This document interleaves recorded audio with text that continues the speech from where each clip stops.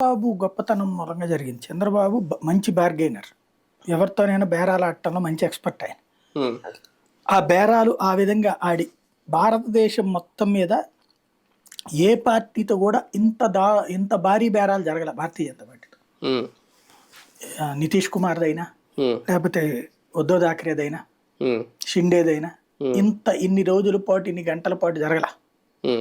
ఒక్క తెలుగుదేశం విషయంలో జరిగింది. ఎందుకంటే మామూలుగా బీజేపీ ప్రాసెస్ ఎలా ఉంటుంది సార్? ఇప్పుడు ఇంతకుముందు మహారాష్ట్రలో చేసిన, ఎక్కడ చేసినా అక్కడ లోకల్ నాయకత్వాలకు వదిలేసిందా? వీళ్ళు ఫైనల్‌గా నాకు ఇన్ని సీట్లు కావాలని అడిగి తీసుకున్నారా? ఓన్లీ మన ఇక్కడ మాత్రం అలా జరుగుతుందా? లేదు. అక్కడ కూడా జాతీయ నాయకత్వం ఇన్వాల్వ్ అవుతది. హ్మ్. బీజేపీకి జాతీయ నాయకత్వం ఇన్వాల్వ్ అయ్యి అంకె తేల్చుద్ది. హ్మ్. అంటే బీజేపీ నాయకత్వం ముందు సర్వే చేయించుకుంది. హ్మ్. దాన్ని బట్టి మాకు ఇది కావాలని ఆ రాష్ట్ర నాయకత్వంతో మాట్లాడేసి తేల్చుద్ది అవతల పార్టీ. హ్మ్. తేల్చాక ఆ సీట్ల విషయాన్ని జాతీయ కమిటీ వాళ్ళని ఒకళ్ళని పెట్టి హ్మ్. వాళ్ళ పర్యవేక్షణలో రాష్ట్ర నాయకులు కూర్చుని మాట్లాడేటట్టు సెట్ చేస్తారు. అంటే అంకి వాళ్ళు చెప్తారా? ఏది అంకి వాళ్ళు జాతీయ నాయకత్వం అడుగుతుంది.